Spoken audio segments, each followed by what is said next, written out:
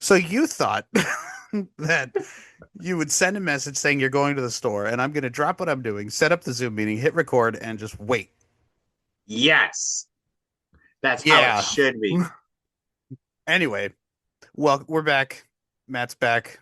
And yeah, we're back with season two. We took a month off. We didn't do most of the things we said we were going to do.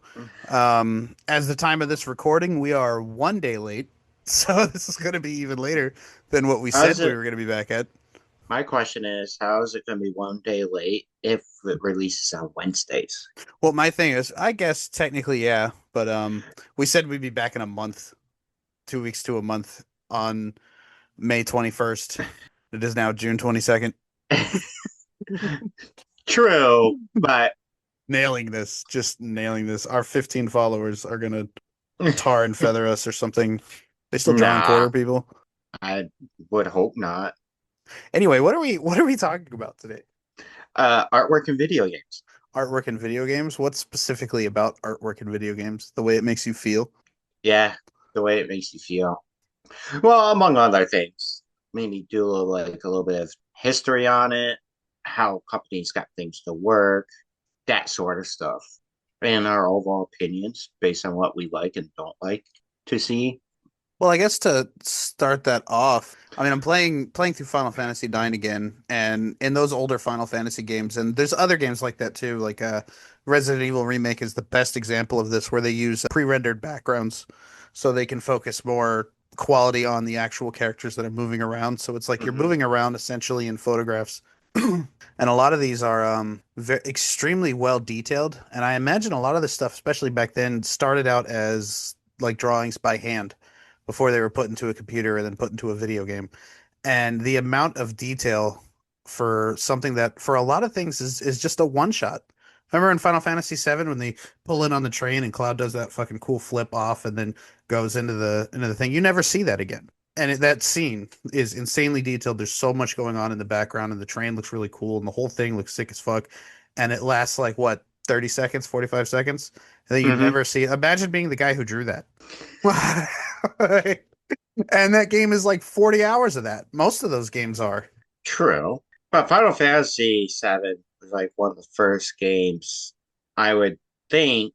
I'm trying to be careful what I say here because, well, because going from sprites to something like that it's a huge difference, right? Because what they did back in the day when you play Zelda, the first Zelda, it's top down, and a lot of the background looks the same.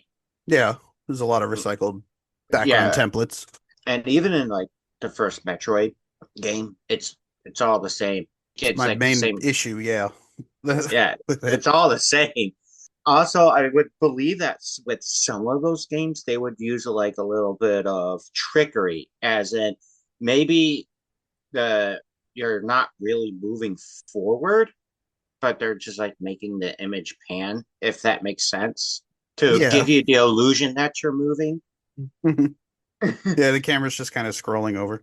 Yeah, But and then it's just, and they might render a few things in the background differently. I'm talking about like for the Atari and NES when technology was limited, but when they upgrade to like 16-bit, you start seeing more details. Like with what's that game where you're Arthur Ghouls, Ghosts and Goblins? Ghost Goblins? Yes, Fuck that game, dude. yeah, No, it's but a I good mean, game, but like fuck that game. yeah, but the detail you see a lot of detail in the background. And same thing for like Castlevania 4, Super Metroid. You see the details in the background a lot better. They're able to add more. But then when we get into 3D render games, like for the PS1, I'm not sure if like stuff like I'm not sure like what the first PS1 game was, but Final Fantasy VII being on the PS1, 3D rendered games, yeah, people are going to expect quite a bit of detail. So you got to make that shit work. Well, I thought that Final Fantasy VII, well, the pre-rendered backgrounds look really amazing. The Yeah, actual characters look like shit. They look like little Lego polygon people. that is true. Eight, they tried to make them look more human. Nine, I think out of seven, eight, and nine, I think nine looks the best for the style they were going for. Everyone looks kind of, I don't know. They heard they were going for like a dark crystal. Everyone looks kind of smaller, like puppets and shit. It looks pretty good for what it's trying to do. But as opposed to like the Resident Evil remake where they were able to use pre-rendered backgrounds and put all of their they put a lot more effort and detail into the characters themselves. Like Jill and Chris and Barry and everybody looks super good for a fucking GameCube game. They look amazing. Yeah. But it was like they were able to take advantage of the fact that they can use these pre-rendered backgrounds to put more effort into the characters. But Final Fantasy VII didn't really seem to do that. Certain cutscenes, but then it was kind of jarring. It was. It was super jarring, actually, because you see Cloud and he looks normal-ish. Is he 6'4" or 5'1"? Like, what is it? Yeah, that's a good question. Which one is it? But yeah, it's super jarring because then when you first meet Red 13, he looks all cool and stuff in the fucking cutscene, and then bam, polygons. They don't show him in the cutscene until later. He looked like the first time I saw him, I didn't know what the fuck he was supposed to be. I couldn't tell if that was a cat or a dog or a fox or a fucking That's what I'm mutated saying. raccoon. And, and then you get the cutscenes, and they look like how they're supposed to. Or like when they're having conversations and their pictures pop up, and it's like super detailed. Yeah. Well, what do you think about the way artwork in video games has changed? We still have indie games that are taking advantage of what resources they have. I think limited resources helped game developers really flex their creative muscles because they had Hmm. to. And then now they just have, like really good computers and things. Well, I think with indie games, they're kind of, Sorry about that. was it the dog or something? Yeah. The dog wanted to go out, so he howls nonstop like a fucking werewolf. Okay. Fuck, I hope that's not in the background. I have to cut that whole No, part. it's not. I didn't hear anything. I have no idea Okay. what's going Like on, I could but hear him with my headphones on. yeah, I did. On my end, I couldn't hear anything, Okay, but well that's good. the only reason why I was able to deduce you're talking about the dog is you're like, oh, make sure he goes out. I assume you're talking to Nathan. Yeah. So, what was I saying? I was talking about how artwork in video games has changed. They had to flex their creative muscles because there's Right, indie limitations, and games. indie games still have to do that. Okay. So with indie games, the reason why I think they still have to flex their creative muscles is because like the developers back in the day with limited resources had they like you said, they have to flex those creative muscles. Indie developers don't have access to the same type of things as a like a AAA studio does. Do they have access to better technology than back in the day? Yes, obviously they do, but they don't have the same type of budget. So they're going to have to make decisions based on their budget. Whereas, like if you work for EA, you technically have an unlimited supply of money. And I do say technically because I know companies they budget everything, they give you a certain amount because they expect you to develop this game within that budget, but they're able to back it if you go over budget. And it seems like it's going to be a promising thing where they're going to get a return on the investment. They So, they could just cancel more studios nor and that give you more too. money. Yeah, just crush people's dreams and take away their livelihoods whenever they feel like it. Yeah, there's that too. Eats ass entertainment. That's what it is. So, as far as like the artwork in modern day gaming, I think that's where we're heading, right? That topic. Yeah. Okay. I think things are a little bland unless you play a game where it's supposed to be not realistic, if that makes sense. Yeah, I think we're a little spoiled We are. nowadays because some of that shit, like after Uncharted 4, it's nothing to us anymore. Hmm. It's expected. Like it's Yeah, bottom line, the graphics have to for a AAA game, the graphics have to at least be at a certain merit, or people aren't even going to look at it anymore. And that sets the bar at a certain point where people, adjust to that and adjust their expectations. true. But here's the other thing too. You and I, we like older games. We go back, we play older games constantly. even with shitty graphics. It's still awesome to see those graphics, in my opinion. Yeah, It's a nice change. It's a nice break from what you're used to seeing, and it gives you the chance to really appreciate where we are at now and what they had to work with back in the day. I would rather play Hook on Super Nintendo than Horizon Zero Dawn. I don't care how good that game looks. Hook is just more fun. It is. But It's one of my favorites. the Super Nintendo one, not the NES one. Yeah, That's a great fucking game. So I heard it was some interview with John Favreau, and he was talking about the making of The Mandalorian, and he was yeah, discussing CGI artists or CG artists, whatever the terminology is for that.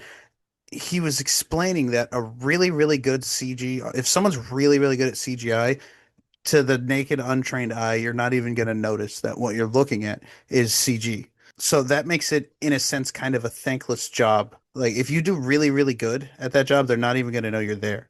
That's the point.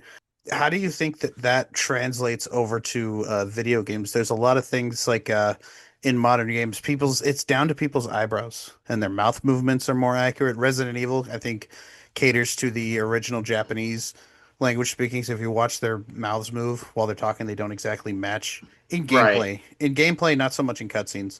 But Yeah. Um, I think there's a lot of things that we take for granted or don't even notice that are amazing. You can see the pores on people's faces now. You can see okay. acne. Yeah.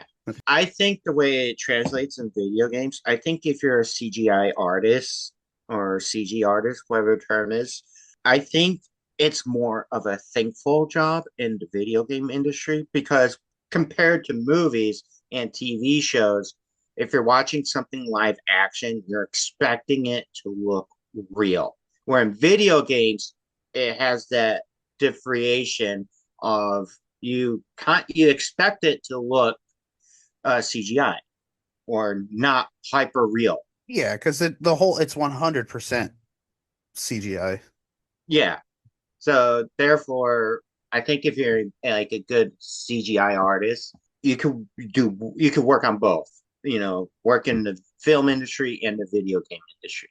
Well, on that So note, would you like artwork to look too realistic? Imagine something looks absolutely photorealistic, but it's not. It's all CGI. It's just done so well that you can't even tell that it's there. You get like the fucking, I don't know, the fucking best guy at CG to come and yeah, work on your game, and he sits there and toils away for years and makes something that looks absolutely real, but it's not. no, I would not feel comfortable with that.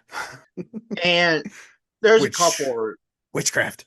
Yeah, I have a couple of reasons why. For me, visually, that someone that appreciates artwork, both animation and video games, I like to see the distinction, right? I want to be able to tell what I am looking at. I don't want it, I don't because if because super hyper realistic, it's gonna be so boring. And then also Yeah, I mean it could. and also on top of that, you might get some crazy people out there who like spend all their time in like virtual reality, wherever the case may be, and they might have a hard time differentiating reality from fiction. Yeah, there's a lot of people out there that are doing that regardless. There's a whole you should try just for giggles. There's like AI girlfriend programs. I've heard about that. You should try it. Don't take it seriously. You should try it. Just see what it's like. No, What if it's better?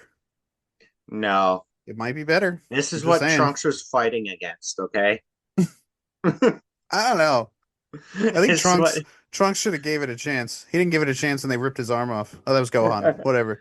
But I don't know, man. I'm just saying, like, but the point of me saying that is, like, yes, it could exacerbate those things, but those problems are gonna exist with or without it. People are I weird. yeah, people are weird and those problems are they do already exist, like you said. But I think it could potentially be worse if we start seeing things in video games where it's like hyper realistic. Where you Uh, can't differentiate between video games and reality. yeah, but on the other side of that, like I said, I like to be able to tell that I'm looking at a piece of art. I don't want it to look super.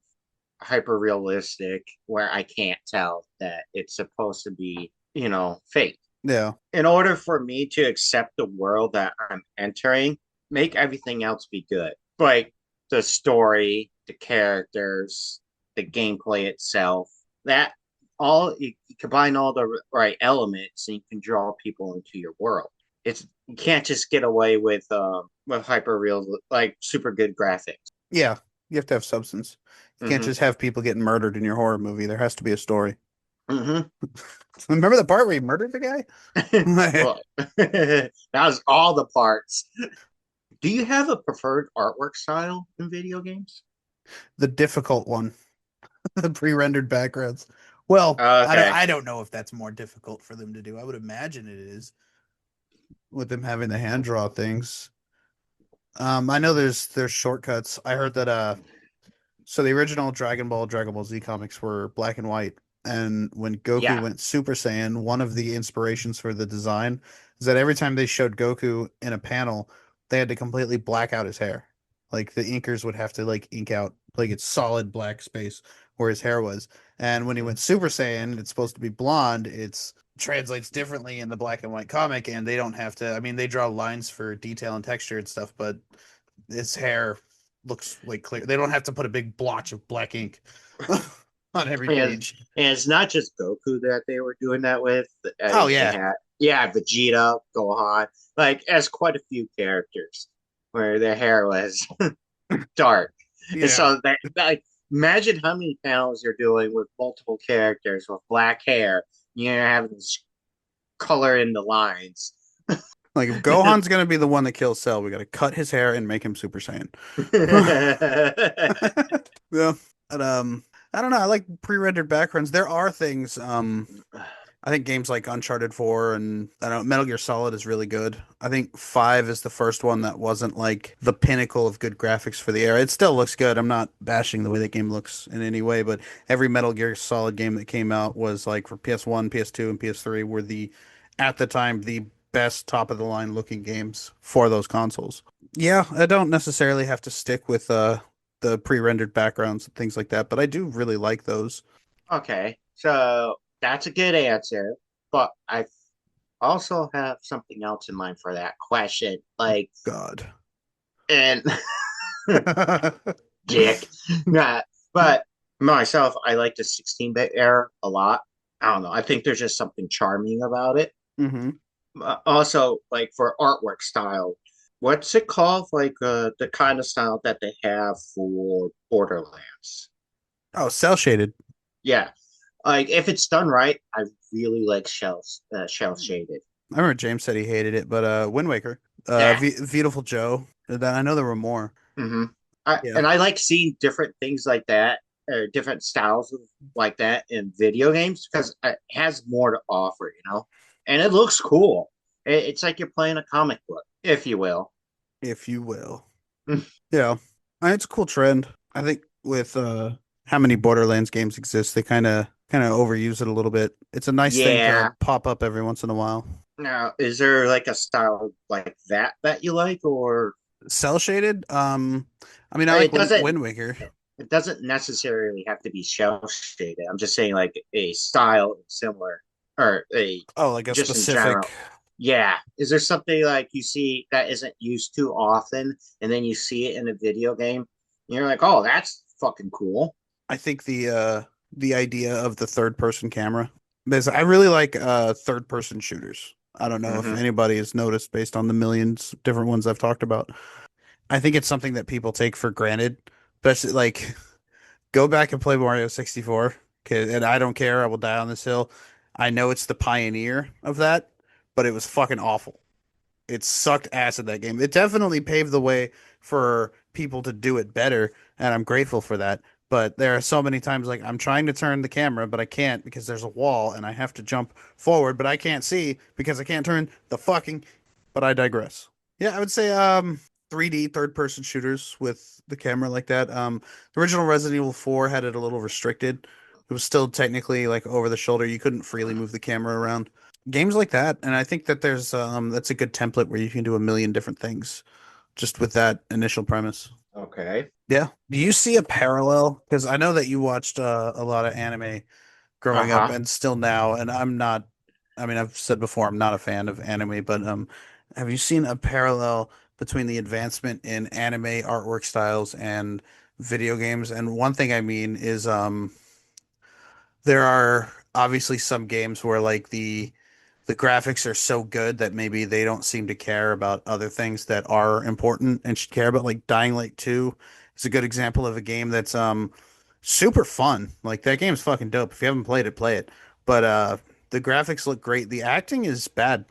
I think it's bad. I love Rosario Dawson, but I think that's her worst performance is her Okay. character in that I game. see But what you the game looks really fucking good. So I'm saying also like have you noticed that do is there a parallel with anime like as a lot of them get better, the acting and the story and like wow, this is the most beautiful thing ever. Just don't pay attention too hard.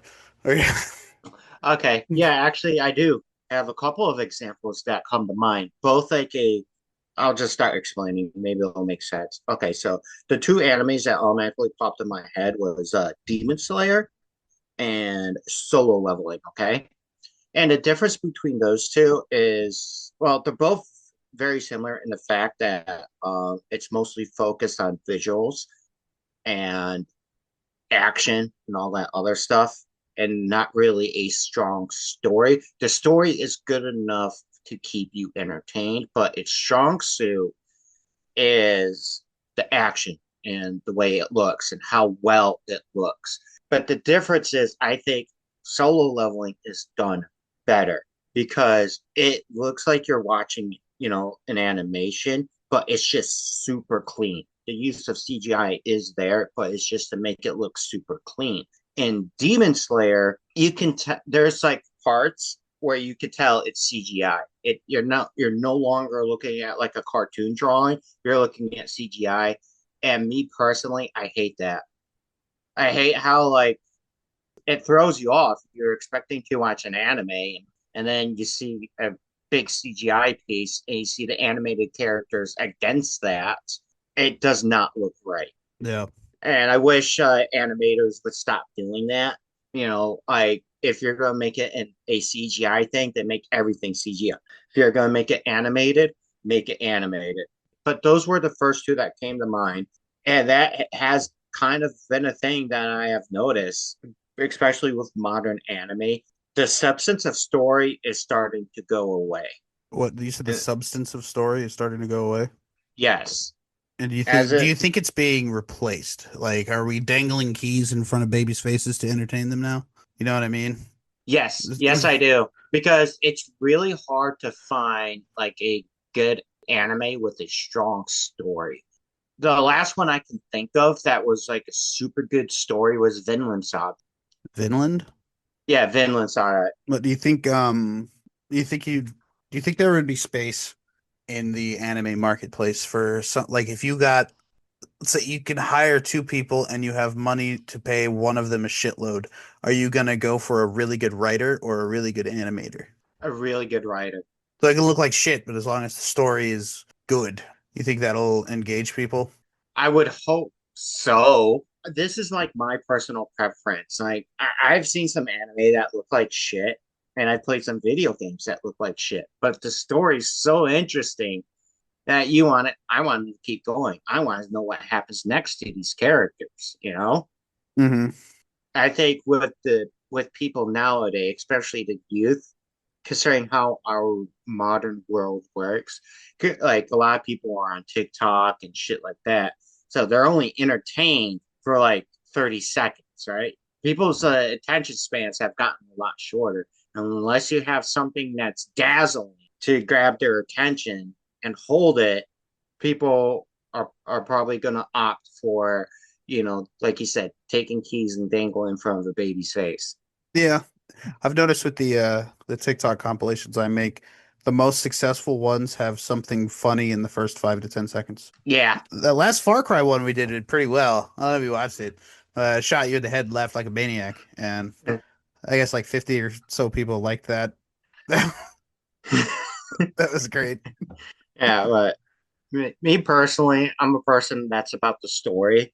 If you give me a really good story, I will be invested. So that's why I would say, like, ultimately, I would go with a great writer. If you give me a guy that can write an amazing script with amazing characters and amazing character development and awesome world building, that's what I'm for. And hopefully, because there's people out there that also enjoy that, there's like a huge complaint that solo leveling won anime of the year, where there's this other one that came out that's relatively new and it apparently has like a really good story. I'm not sure what it was called, but solo leveling only won best anime of the year for action anime, not overall. Apparently, people are still making text-based games. I think you should look into that and find one that's like, so we'll go from like subpar shitty graphics to no graphics. You're just gonna read. Nice. Until you're all gonna play text-based adventure games so until you fucking learn. so I do think there's a parallel between the two because it's something I've noticed. However, we do get things like, you know, God of War Record. Amazing graphics, amazing story. Yeah, it's good. It was kind of the And, best of both worlds there. mhm. And there's like a couple of like although they're bringing back like good animes like Rurouni Kenshin, but I can't deal with the voices. Like the way like the voice actors are, they're it's not that they're bad at their job. It's just the what voice they're going for doesn't fit the character. So I I rather just watch the '96 anime. But I think that's why studios are bringing some of these animes back is because like, well, we don't got any good stories, so let's bring back some stuff that had excellent stories and update the graphics.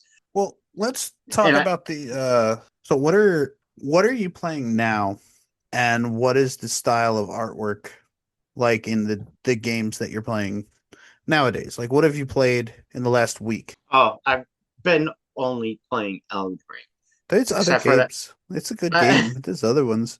You don't have well, to just get Hershey's bars every time. You can get a Snickers. Like, well, I mean, I'm on my second playthrough of New Game Plus, so I got like new weapons and stuff I have to test out, and I'm also making. I made a lot of progress in the DLC. you should get one of those AI girlfriends and tell it the entire lore of Elden Ring and make it tell you that that's interesting. That's what you should do. See if you can break it. With 40 hours of fucking Elden Ring lore. Yeah. The whole entire application just crashes and everyone's data fucking fries up. And I'm like, that was for Trunks. Apparently they have a memory limit. Saw a thing with a guy who had an AI girlfriend and he talked to her for so long that eventually it ran out of memory and fucking crashed. He was sad. He cried. That's fucked up. Poor guy. No, that's That fucking weird. guy was married too, with a kid and an AI girlfriend. They're out there, man. What? Go touch some grass. But yeah, Like just Elden Ring though, and Red Dead I've been 2 probably. no, actually, ever since I've gotten back into Elden Ring, I haven't touched anything else except for that one time we played Doom. Oh yeah, we gotta play Doom again.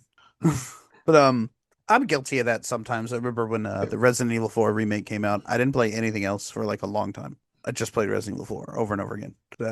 I've been doing what the fuck have I been playing? On and off with Assassin's Creed Shadows. I think that game's gonna take me a long time to beat. Again, the story is not that captivating. Some of the gameplay loops pretty cool. I like sneaking around in the bases. I got the Black Samurai guy. He can just smash through doors. He's bigger than all the Japanese people, so he just like kicks them in the chest and they go flying. Just I'm not kidding.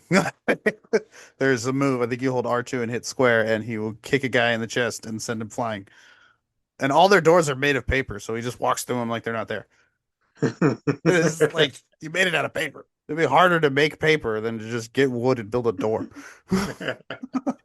Like, the fuck? What are we doing?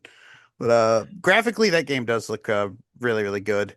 I just beat Super Metroid, which brings me to my that's my fourth Metroid game I've beaten recently. I did Dread, Zero Mission Fusion, and now Super Metroid.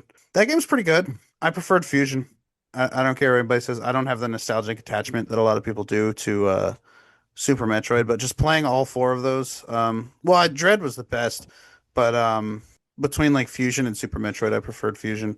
Thought the art style was more interesting. Samus is you can control her a lot more fluidly, move faster, and be more accurate, or at least I could. I mean, it's skill issue, 100%, but I found it easier to get around as Samus in the Game Boy Advance game than the Super Nintendo one. Plowing through Final Fantasy IX that uses the pre-rendered backgrounds with detailed little sprites, little puppet guys running around. But I don't know if I'm fair to judge. I've played the PS1 version when I was younger, but I'm playing the modern release on the Switch with the fast forward feature, and yeah, it's Okay. still the game. I'm not using the no encounter modes, or I don't know. The only one I use is the fast forward. I don't know what the other ones are. I know seven had like infinite limit break and things like that. I'm not using any of that shit. Just fast forward when because goddamn, sometimes the game just takes it just drags. But you can just skip all that. You just it's nice. It adds to the artwork. See, I brought it back. I brought it right back to the staying on topic. Who well, think about it. I think games like Elden Ring, even though we've talked about it a million times, is a million and one. the fuck is we? Some French guy on the But podcast I haven't met? yeah, oui. Like even though it's a modern game and has modern graphics, the different types of creatures and the way it looks, yeah, it looks good and stuff, but it doesn't look like a typical game, if you will. Like, like fucking Call of Duty, they all look the same. Although, would you say that GTA still kind of like has its own style? Yeah, but also going back to Elden Ring, and this might be hard for you to hear or to grasp, but out of the other games that came out around the same time, I would say the graphics in Elden Ring they're not bad, but they're absolutely not the best of any other AAA game that came out that year. And it doesn't matter because they're good enough and the gameplay is so deep and done well. Like the mechanics and the RPG element of the game is done. The game is made so well that they didn't have to focus on having top of the line best. I mean, the graphics are still good, but like I'd say Uncharted 4 looks a million times better Oh, I than Elden agree Ring, with but you. But that doesn't make it a better game. do you think because I kind of feel the same with Resident Evil 4 remake. The game looks really good, but I think there are games out there that came out alongside it not too long afterwards where they look way better. Do you think that's like a regional type of deal? That Like might be because and not to talk. I'm not like trying to bring up the old joke and make fun of you again, but it might be because you're playing it on PS4. not saying that, but I'm saying like between Japan and America. Like, do you think Japanese companies they give us like good graphics and stuff, but they're not the best because they focus on the all the other elements to give you a really good game. Where here in America, it's just like, look at this shiny thing. Yeah, we like shiny things, but yeah, I think you're absolutely right. They diversify what's important in a video game as they should because they've been Hmm. doing it a long time and they know what they're fucking doing for the most part. But yeah, that's why.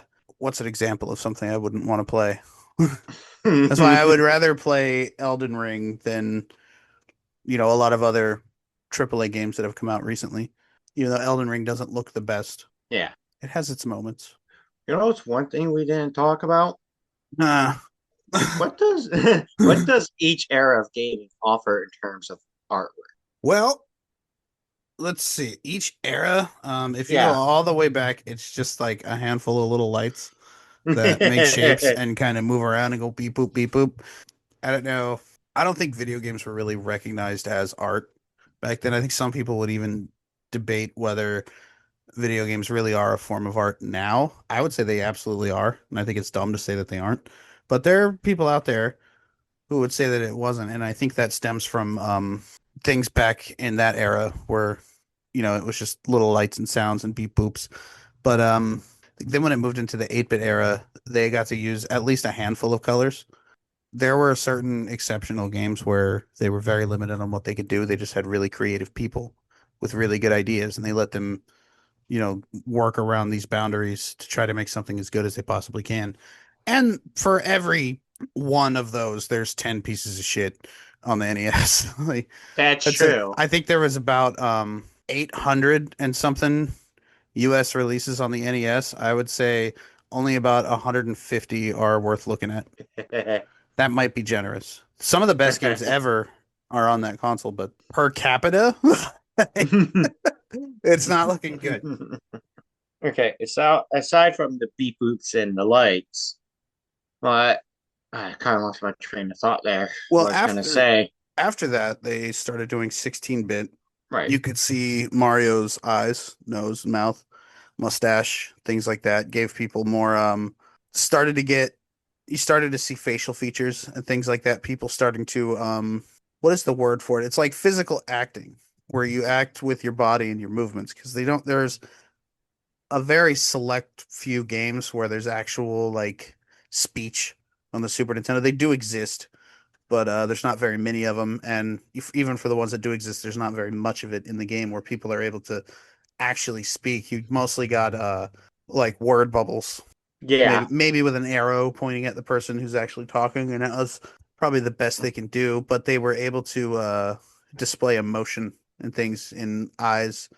Mario RPG, you can see Bowser crying.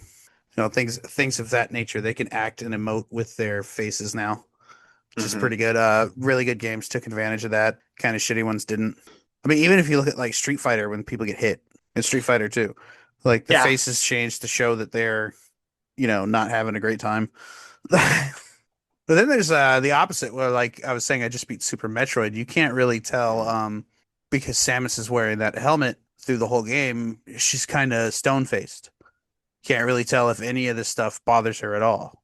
It just seems like and I think that that's intentional for the game. Like they didn't want to show her face. They didn't want her to display emotions physically to make her more, I guess, stoic or kind of make you interpret in your head because it doesn't really matter what Samus is feeling. How are you feeling based on what's around you? Yeah. But also, isn't Samus supposed to be like a killing machine? Also, kind of. I mean, kinda. And people could say that she's not. I don't recall. But They say she's a bounty hunter. I don't recall her ever pursuing any bounties. And I like in the first game, her mission is to go to planet. Is it Zebes? But don't where she remember. goes to that planet, and your goal is to wipe out all the Metroids and destroy Mother Brain. Yeah. See, You're like, sent there to exterminate a fucking species. yeah, yeah, mass genocide. So I don't really think you need a whole lot of emotion. But if they wanted to give you emotion, they could give you dialogue, like a scrolling text, you know? uh, they do that in Fusion, but I like that. Not counting other M because no, but and I didn't play Metroid Prime 2, but the first time I ever heard Samus actually speak in something that was canon was Metroid Dread. And I love that like she didn't speak English. Like she finally talks after decades and decades of her existence, and the first words she says are not in English. They're not even in a human language. Well, yeah, she's lived in space her whole life. Why would it Yeah, be English? in Fusion, there's little, I guess you can call them cutscenes, the Game Boy Advance equivalent of cutscenes, where you're going through an elevator from one section to another, like you do in all of them, Hmm. and it'll zoom in on her, show like a hand drawn version of her suit, and there will be some scrolling text you could read that basically tell you like what's going on in the story and how she feels about it. Which I guess, like, yes, it doesn't really show her face until the end, depending on your ending, but it does through words kind of contradict what I was saying about Super Metroid, where there's no physical acting. I guess Right. there is. It's just you know words, Words. just infusion. All What I said still applies to Super Metroid, but in Fusion they do offer context and dialogue. right. So we got that from Metroid. But And I think you know also what? with like, Fuck Sega Genesis. I said it. Because we're like talking about 16-bit, and I'm like, we are gonna move on to 64-bit. And then in my head, I was like, what about the Sega Genesis? And they're like, what about the Sega Genesis? I don't have a shovel strong enough to dig that deep in the dirt to get that off the top. Well, I mean, There were a few good games. There were good there's games. there were. When we didn't have anything else, I didn't hate having it. Like, I mean, the only one I could think of for a good game on it would be Alter Beast and Sonic. there was Light Crusader, which was all right. It was like an Mm, isometric action RPG. yeah. Um, What else? what the fuck else? S- Comic Zone was interesting. I never got very far in it. I thought it was a cool concept. The guy's like writing a comic and then gets like sucked into his own comic and has to jump between the panels and fight enemies. Oh, that game. Okay, yeah. Samurai Showdown. That was a good fighting game. Oh, Sega. Yeah, apparently like the Sega port for Mortal Kombat was like the best one because they actually have blood in it. Ooh. I wanted to get the I want to make a video where I get the Genesis does what Nintendo don't commercials and Hmm. splice them together with footage of me going through the Nintendo eShop showing Sonic the Hedgehog, Mario and Sonic at the Olympic Games. It's not Sonic and Mario, it's Mario and Sonic. But as far as like my opinion of what each era has offered in terms of artwork for gaming, I think I said that backwards, but anyways, Just roll moving with it. on. Just roll with it. Nobody's fucking listening anyway. Just go. No, I think with like obviously we had the advancement of technology, and as I see that as like a double-edged sword, as in the fact, yeah, people are kind of copy pasting things as far as like how they create their characters and stuff, but also it gives you the opportunity to come up with something unique and a little bit more easier to do versus what they had to do back in the day. Like you can have a gothic setting and then you can have like a steampunk setting, right? Two different types of style of artwork, but it could be done much easier nowadays. Yeah. When you get into like the Nintendo 64-bit era, I Mm-hmm. would say, and this is just my opinion, like the 64 looks fine. There's good looking games on the system, but if to compare it to the PS1, there's no contest. I'd say they're both using polygons, yes, but the PS1 just looks leaps and bounds better. It's much easier to break those fucking games. Like you can drop a disc a couple times and it's wasted forever. You can throw a Mm-hmm. cartridge. I saw probably told the story on a podcast already, but me and my friend George were walking up. They're not going to know what I'm talking about. You know, if you're coming back from Mission Valley and you don't take Texas Street and you go up, I think it's like Mission Gorge and it goes into Fairmont. Yeah. You can make that turn off. There's that steep hill that takes you up into Kensington. Yeah. Well, there's a path. Like if you leave Hoover High School, you can walk down and then up that hill and like get to my house. And it was a Mm-hmm. very stupid way to travel, but we would do it. And one day someone was driving by and they threw a shopping bag out of their car window. And we went over and picked it up and it was an N64 with Turok 2 in it. And it didn't have cables or I don't even think it had a jumper pack, but we had all that shit. And the N64 didn't work, but Turok 2 did. And that's so like those games were good. So you got that Nintendo seal of quality wasn't for nothing. They weren't just fucking around. Like but still even though that is a big plus and a huge selling point, when we're talking about the leaps and bounds of technology in the day, Hmm. the PS1 is just no question. That's Yeah. why there's a PS1 on my shelf and not an N64. I think ultimately with like what each era has to offer, it gives each. I think ultimately it gave people the ability to be more creative, and it kind of sucks now because like we keep saying, things kind of look the same, and it'd be nice. I'm just saying, it'd be nice to see some differences.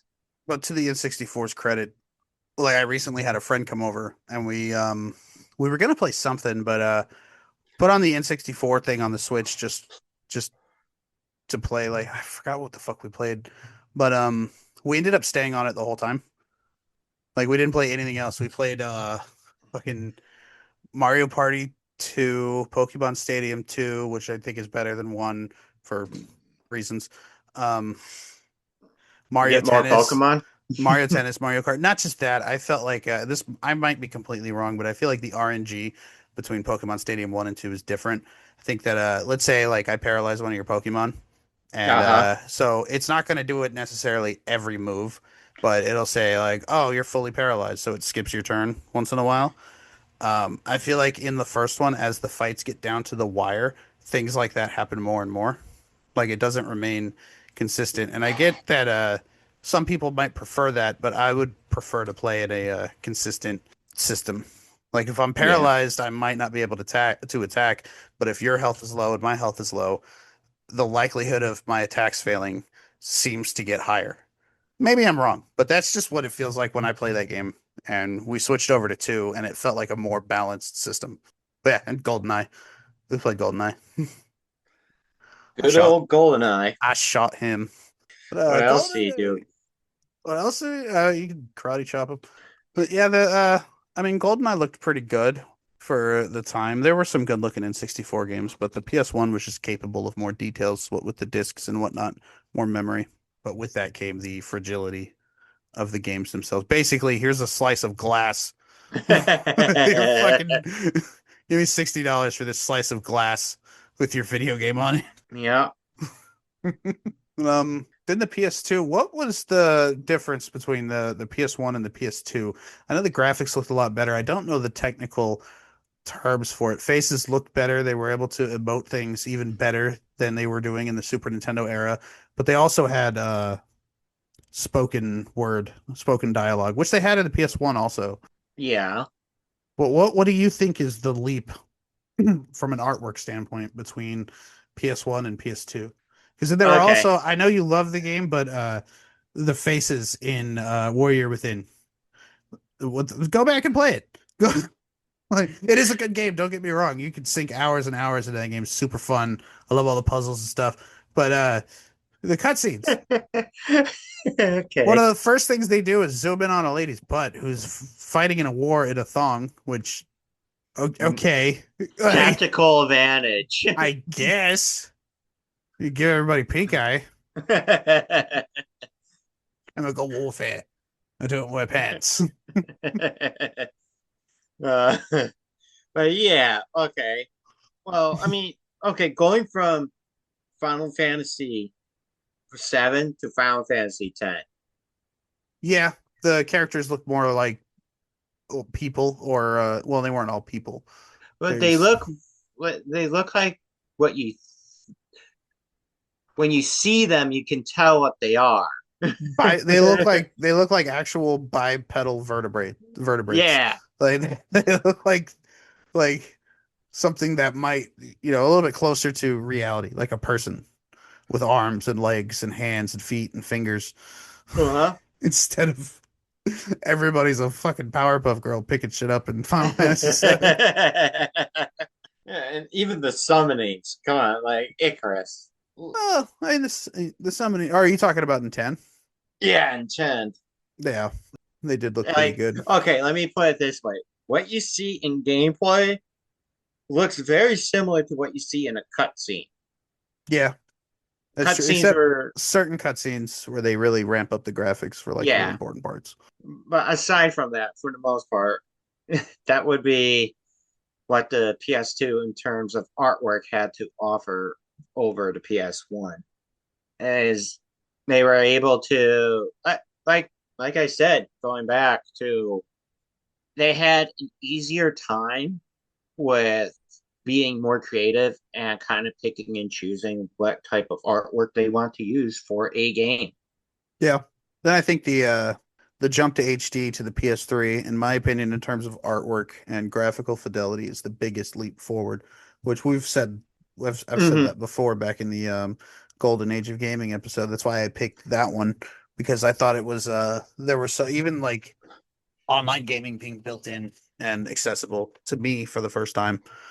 And the way the graphics, like, they started looking back on it now, I feel kind of silly because how spoiled we are.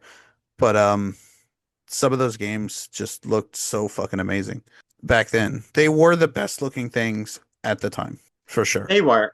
Well, also, I think, oh, how do I want to put this? Um, they were like the best looking thing at the time. Also, there's like they were a little bit grainy, if you will. If you could kind of see what I mean, like if you picture it in your head. I see it now, but I didn't see it back then. Yeah. But I think that graininess, if that's a word, um, Sure. like going back and you play like a PS3 game versus to what we have now, I kind of like that.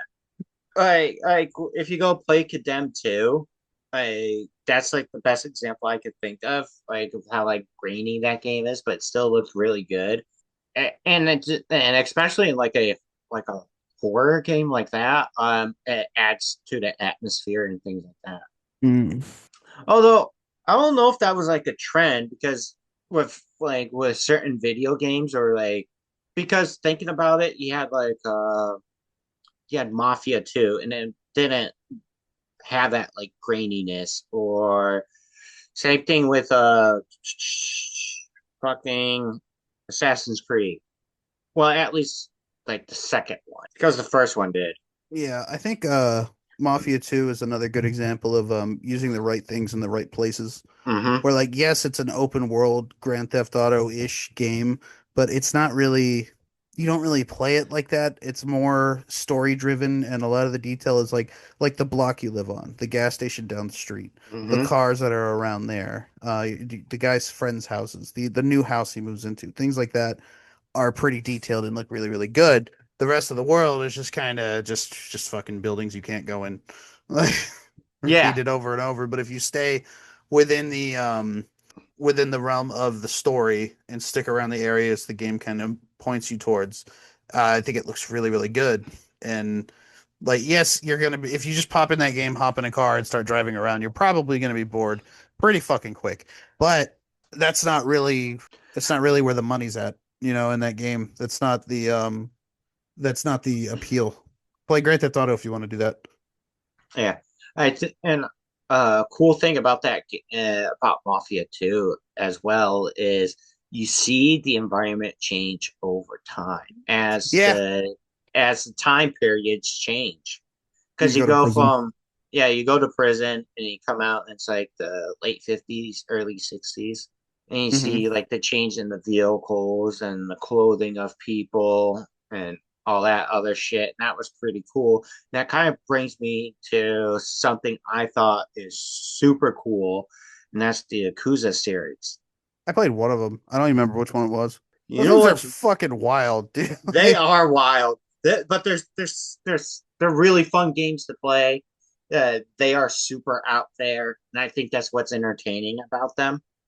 But the super cool thing is, speaking of like environmental change, you know that for most part, that game is played in like the same centralized area.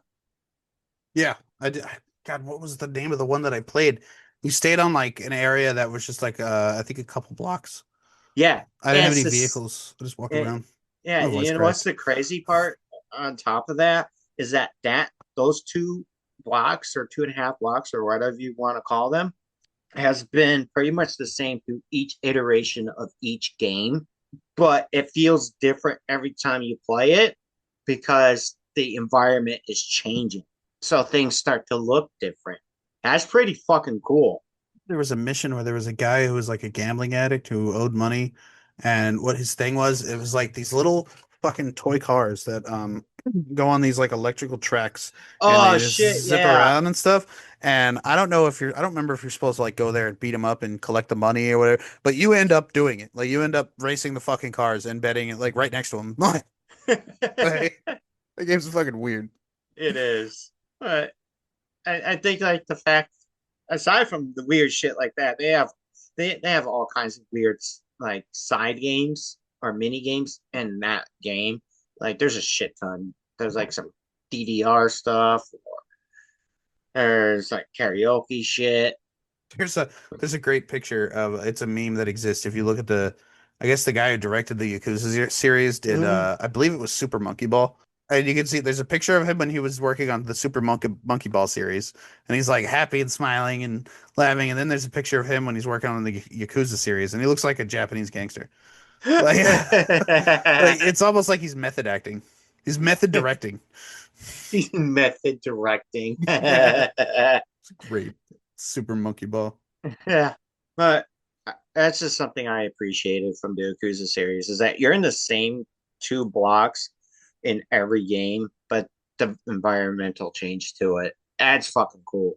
Yeah, it's great. Like that's all you really need to make a good game. Like, I mean, the Grand Theft Auto thing is cool, and they're getting better at it with every iteration. But all you really need, like, just get like four city blocks and just make it as dope as hell as you can. Hmm. Give the player access to like every building and talk to every character, and just give me this one big box, as opposed to a massive sprawling city where parts of it are probably aren't even utilized. They're just like, look how big it is. You know how much nothing that is? Yeah, Like, I think, like, speaking of like details and games and stuff, I think that's what makes Arkham City like one of the best games as far as like an open world type of game. Because if you think about it, Arkham City is not that big, but it's large enough so you have some like variety of yeah. where you can go and what to do, but it's it's kind of small, so therefore you could stack it with all kinds of details. Yeah, and it's more like yes, they put like 400 Riddler trophies in there, but it's not the biggest map in video game history. So even though I mean I'm talking out of my ass because I didn't do it, like I didn't do the Riddler shits, I didn't get them all, but I can see how like yes, that number is staggering and really intimidating, but the map's not that big, Yeah, so it can be done by someone like else. by Yeah, someone else. Yeah, in comparison to Arkham Knight, which I think they double the size of the city, it looks like it. and they put this crap ton of fucking easily missable fucking Riddler trophies. And I'm like, yeah, no, fuck that. Wonder how many people Solomon Grundy has murdered while he's like doing a puzzle. That's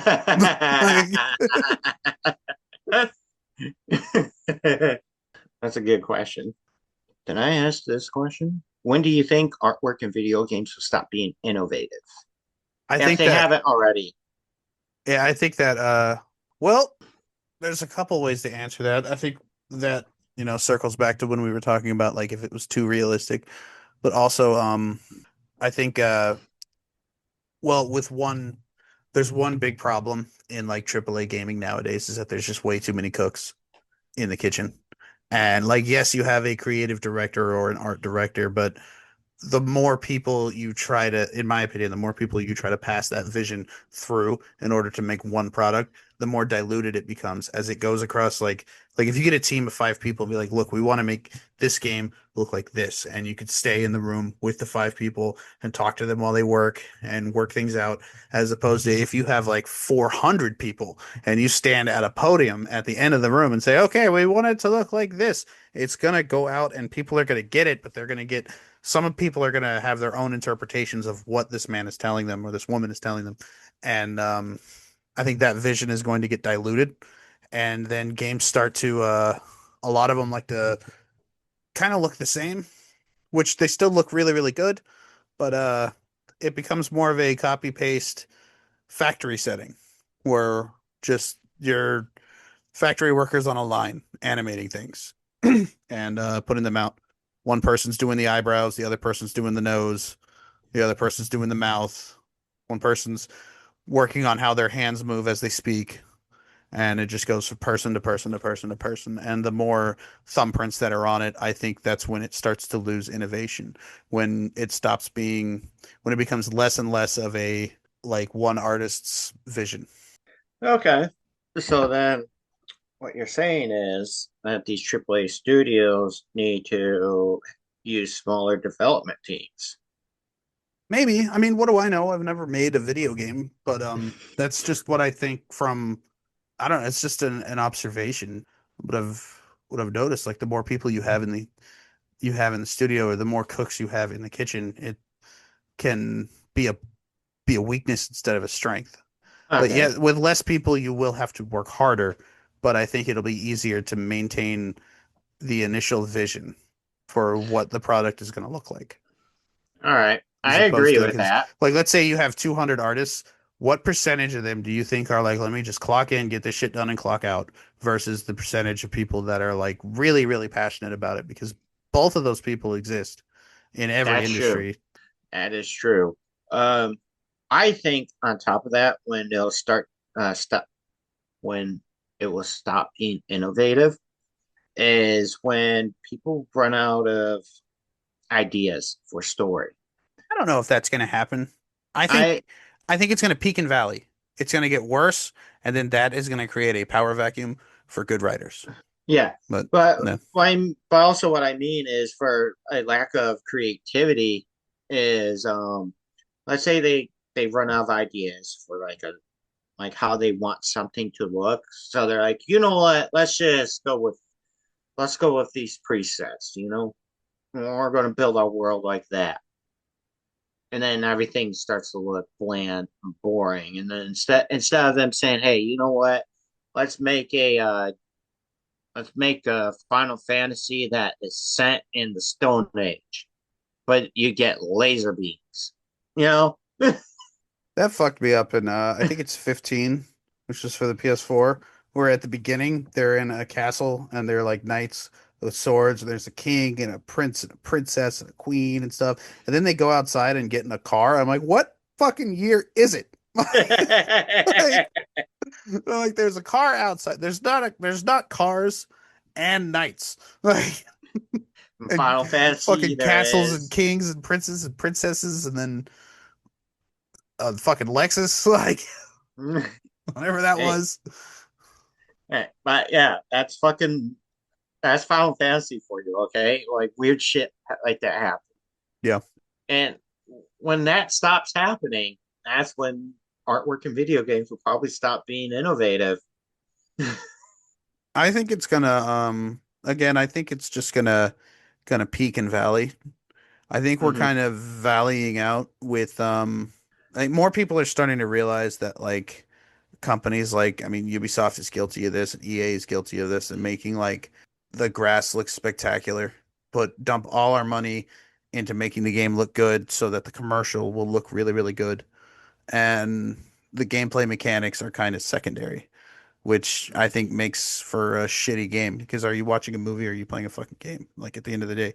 Well, I'm playing a Um, game and I need those mechanics to be responsive. yeah, and I think people are starting to catch on to that, and especially like, and this is going to be a crazy hot take, but I think that the increase in price in video games, like the price jump, where a lot of AAA games are 70 and even some Nintendo games are now up to 80.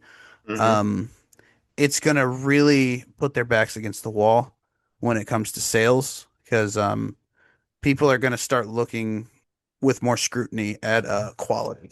And if the game's shitty, people aren't gonna because people are still gonna buy video games. Video games aren't gonna go away.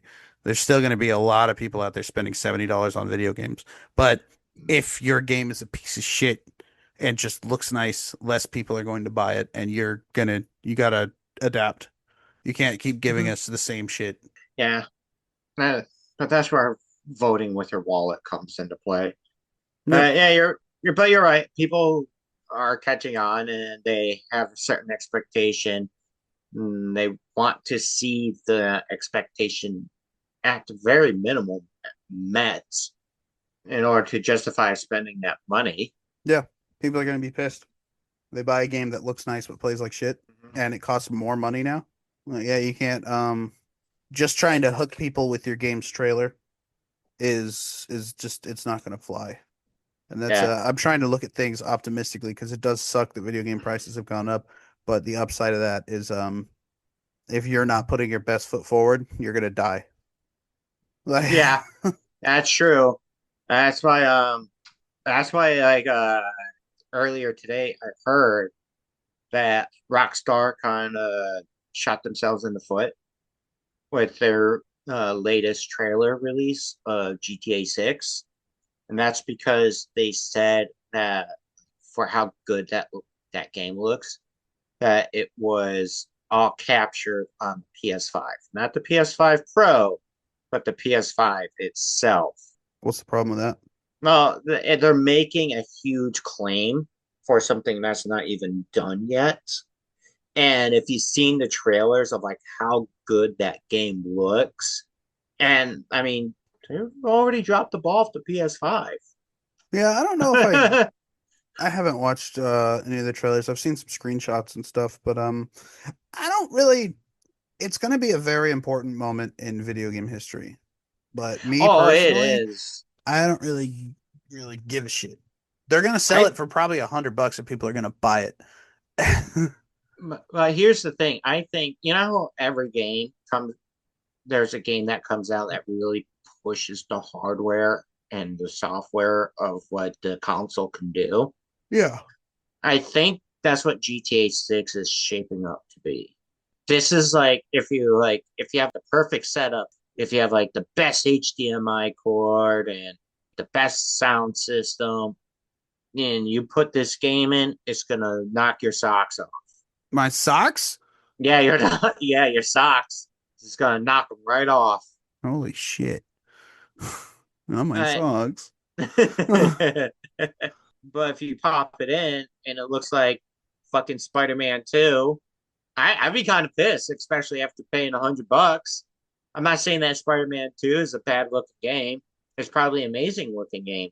But yeah, we need the next level of shit for all the hype and all the anticipation and all the waiting, Hmm. and especially seeing what every other Grand Theft Auto game has done. This is going to be well, I mean, I think they're already starting to talk. They're talking about the PS6. I don't know if it's like how far along they are on it. I don't know if this is closer to the end of the console generation or if this is still more in the middle. Like Nintendo's kind of Well, doing its own thing with the Switch too. They have their own generation. I think with the Switch 2, that is marking the next console generation. Because how long has PS5 been out? Because it's due to release in 2027 or 2028. And Wait, that will mark like, GTA? huh? GTA? No, Oh, the the PS6. PS6. Okay. GTA is supposed to release sometime this year or next year. I'm sorry, 2026. So Excuse me. November 12th, 2020 is when the PS5 came out, according to Google. So the console's only 5 years old. So, and there's been a steady trend of consoles being out for Like uh, 7 years. 7, 8 years. Yeah. So 2027 would mark that that 7 years. Yeah, but So I still think that's dumb. I do too. But I mean, overall, like this kind of ties into artwork and video games and stuff. But Bring it all back. bringing it all back, that's why I've stuck with the PS4 for so long, dude. I know people like telling me to get a PS5 and all this other shit, but I was rating, I was comparing price to accessibility. For the most part, every single game I wanted to play since the PS5 has been out, I have been able to play on my PS4. Yes, there's a couple of games I couldn't play. Like I I haven't played Dead Space yet. I haven't played Silent Hill 2 yet, Spider-Man 2. I would love to play those games, but those are the only ones I was like super interested and I wanted to play. But I got to play everything else that I want to play. So They updated 7 Days to Die. We kind of need your labor. We need your indentured servitude to chop down trees and build things. If you could get on the fucking ball with that. maybe when I get to Switch 2. It's cross-platform, right? It is, but I don't know if that's going to be on there. That'd be cool if it is. It would be. I can't wait to buy it again. That'd be fucking great. I wouldn't. I'd still play it on PlayStation. but that's why I stuck with the PS4 because yeah, there's the PS5 probably has better graphics, but I don't really give a shit about that. Yeah. I like And the so video editing capabilities of the PS5 are fucking great. yeah, it's way like the PS5 does it has better shit than the PS4, but as far as accessibility of when I had to play, I could play everything on the PS4. So there was like no realistically, there's no reason for me to buy a PS5.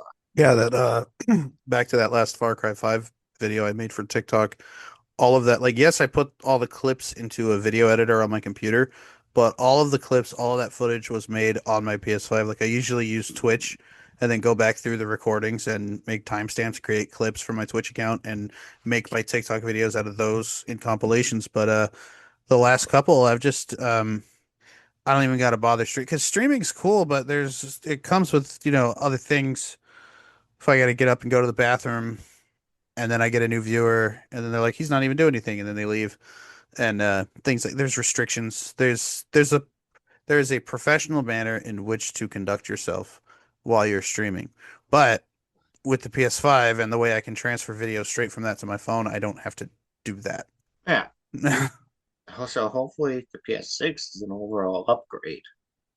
Yeah, of course it'll be, but I just hope that somehow it pushes artwork and graphical fidelity forward in a new way. That's the thing about innovation. Like, yeah, we probably can't picture or put into words what we want or what we want to see or how we want things to become, but that's why it's innovative because it's something that a lot of people didn't think of. It comes in, it sneaks up on you and impresses you because you're like, oh, I did that's seriously impressive and I didn't see that coming.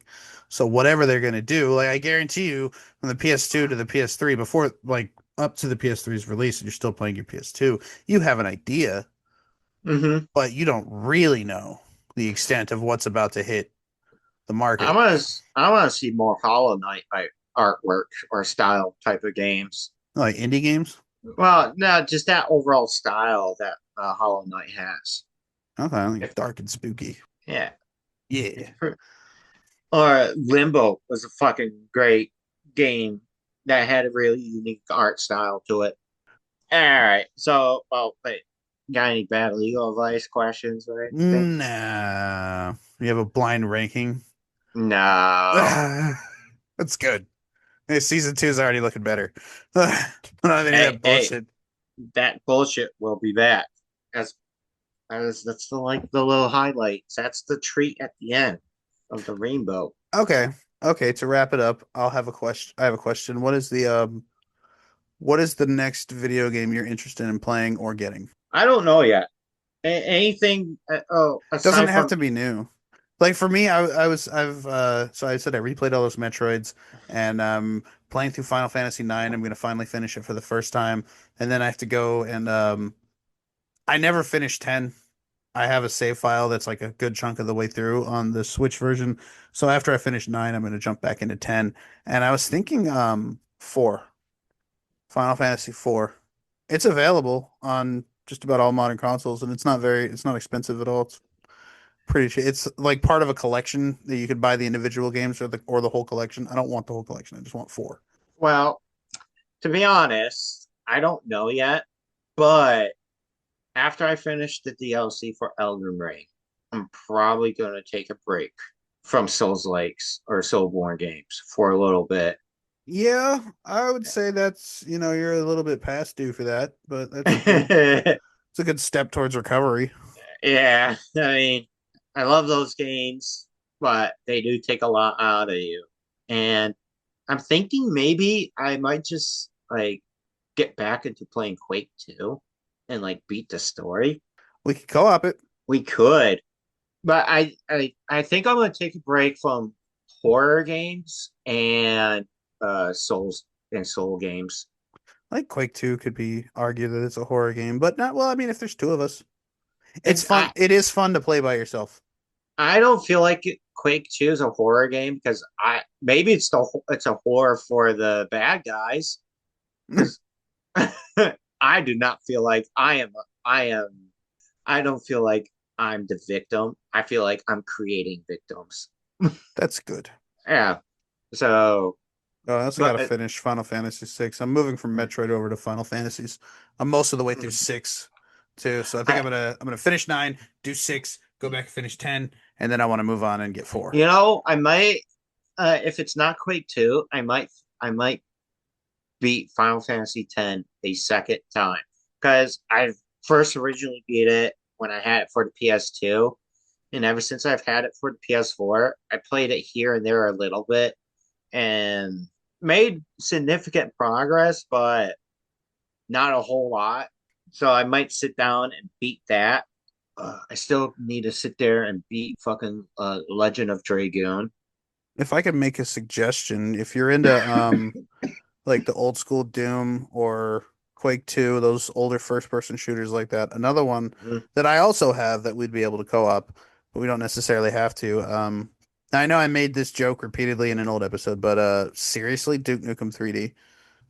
They sell it on it's on PS4. I think it's called it's like Duke Nukem 3D Anniversary Edition World Tour or something. If you just look up Duke Nukem 3D, and it's the old PC version with all the extra episodes and everything, and it's fucking great. Like that was such a good first person shooter. Yeah, I It mean, absolutely holds up. I do like, uh, maybe not some of those jokes, No, not but some of the jokes. No, and the strippers look weird. yeah, but But like as the a game, first, as a first person shooter, it's yeah, good. I did like the original Duke Nukem. This The original, the side scroller. not the side scroller, like Duke You're talking Nukem about 3D. 3D, yeah. Yeah, that's like the first and like pretty much the only one I've played. I've I seen you play Duke Nukem Forever, and I'm like, no. I think 3D, in my opinion, is probably the only good one. At least out of the Planet ones I played. There were some for the PS1. I think Planet of the Babes and Time to Kill. I think of the Babes. pretty sure that's a game. One of them, maybe both of them, plays like Tomb Raider. Like the control style is like the old Tomb Raider games, Okay. but way shittier. Way shittier, Yeah. he says. Yeah, so I think, yeah, because yeah, I just need to take a break from Souls games. I'll admit that. I might have a problem. And or I might get back on The Last of Us 2, finish it up, and get my platinum trophy. Because I'm so close to platinuming that game. And I could platinum Elden Ring if I really put the time in, but what's gonna make that game so much harder is drop rates because there's a trophy for getting like all of the armaments, but some of those weapons that like the legendary weapons that you need have like a 2% drop rate. Damn. Yeah, so I don't want to sit there for fucking 3 days, maybe 2 weeks, killing the same enemy over and over again for a fucking sword. I'm personally going through like different like retro marathons. I did Resident Evil Director's Cut. I've heard the originals of Resident Evil 2 and 3, the PS1 versions are coming to PS4, PS5. So I'm waiting on that and I'm going to fucking beat those for sure. Same here. I love the original Resident Evil 3, dude. Now I'm doing so I did those four Metroid games and now I'm doing all these Final Fantasy games, which I'm not going to do the whole series, but just there's a handful that I feel like I owe it to myself to go back and finish them. And then after that, I don't know. I don't know what's Well, next, but that's going to be a lot. Like those games are a what fuckload. one game I know that's going to be next pretty soon. We could probably start playing tomorrow. Resident Evil 5. I've had it since the first time we mentioned it. I've had it installed, and Yeah, it's waiting for you. We can yeah, yes tomorrow. You're off, right? yeah. That's why I said Yes. this. Fuck We can yeah. play video games tomorrow, dude. And I'm thinking that while I go to work, I turn on my PS4, start downloading Resident Evil 5, and then go to work. Yeah. So So I'm really like as far what I played next, aside from Resident Evil 5, um, I'm leaning more towards turn-based RPGs, dude. On Final Fantasy 9. If you get lost, I can help you. I just did it. Do I have access to Final Fantasy 9? um, I bought Final Fantasy 8 because I do like 8. I'm You not gonna just play that one. That one oh could fuck off. well, if you know how to manipulate the system, you can make yourself OP really easily. Yeah, but like the enemies The scale game with does you. not know that's what I'm saying. That like you can manipulate the system. So yes, even though technically they scale with you, you could still make yourself stronger than them. By running The- away. no, not running away. There's a certain meter that you need to invest your points in. That's what. it allows you to cheat the system. But the game does not explain this to you of like how to use the system. So if you traditionally level up your character, you're gonna you're gonna fight the enemies at the same level that you are. Yeah, there's But a there's a different meter in the game that you can invest in that would that will that will get you around that and allows you to be stronger than the enemies. So yes, technically, so you could still be at level 1 and keep all the enemies at level 1, but all your like it has something to do with like your special abilities or your weapons or something. All that shit will be way stronger, so you could go and fight the fucking enemies and still kick their ass. All right, I'll wrap this up with one last thing. When you were calling me, like I was playing Final Fantasy IX, and I got to this part where the main villain kidnaps everybody and tells the main character, like, "Hey, you have to go to this place and get this item and bring it back to me. I can't go there because there is a magic block on this place where nobody could use magic." Like in this area, so that's why I don't want to go there, and I want to send you because he, physical attacks and swords and whatnot. So, and he lets you pick your party out of all the party members you have in the game so far. And I can't explain why I did this, but I took my black and white mage. There's only four, you can only have four characters, but I took the black and white mage who could not use any magic the entire time they were at this place, and their physical attacks are very weak. That's like cure, thunder, it's all gone. You can't use any of it. But I just had Why? If you knew what I you're getting didn't fucking into. I thought he was lying. I don't know. Like, but you go through this part and there is a boss fight at the end of it, and I did beat it, but I had just lots of Phoenix Downs, high potions, and patience. And just so I have two characters whose physical attacks are basically worthless against the boss you fight at the end of this area. So they're just dumping potions on everybody. Every turn, two people use potions. So it took a little bit, like it could be done. I was like, oh my God, I was Googling it, like, can I change partners? Did I fuck up? And they're like, yeah, you fucked up. Like, but I went through it anyway and I did beat it. Well, good to Just, know. If just I ever in play the, nine, don't make your yeah, mistake. just in the dumbest, most pain in the ass way possible. But I did beat it and I didn't die either. I would like to point that out. It just took a while.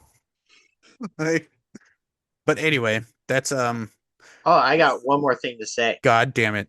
I already declared Uh, it as the last. What is it? What this better be awesome. okay. So, just as a reminder to folks Oh, out there, fuck. No. our listeners, uh, we will be uploading YouTube videos on YouTube under the Gameacologists. We have our own YouTube page, right? That's We why. have a playlist with a handful of our episodes in it. If you type in the Gameacologist, you'll find us. We don't Okay. really there's one So video. next week, uh, so this Wednesday, when this episode will be released, and then next week will be our first video for YouTube, or maybe second or third. I don't know, It'll but like, technically be the second. I don't know if we want to count the Days Gone one, but it is up there. I yeah. recorded it as an episode by myself, which was dumb. It's only like 10 minutes long. But there's a Uh, Days Gone review up there. but what John and I have decided to do is we're gonna make a series for the Resident Evil games, and we're gonna talk about those games, not in any particular order, The reason but for that, the reason for that is I don't have the best technology to like record and capture footage. So we're waiting on because we were talking about it, and we're like, how are we gonna do two and three? yeah, Is we don't have that on any. I have PS1 copies of two, but no way to record like my PS1 stuff. And then they announced that they're coming to the PlayStation Plus, which is fucking perfect. But we don't know when. we already have most of the director's cut one done. It just needs the dialogue needs re-recording and move some of the clips around and stuff. But Mhm. I'd say 60 to 70% of the work for that video is already done. So they need to hurry the fuck up with these. Yeah, but But I mean, we're gonna beat all of the Resident Evil games. I'm done with director's cut. I beat that. Want to beat two and three and four and five and six and seven and eight again. Every numbered one, Yeah. even six. We're gonna do six together, right? You will do six together. I will suffer with you. But yeah, that's what we got going on, and we will be back whenever we're back. Well, the week after next for the podcast. Matt wants to do the podcast every 2 weeks. If you guys don't like that, it's Matt's fault. His address is. I'm just kidding. You don't know my address. Haha, bitches. I can get your address.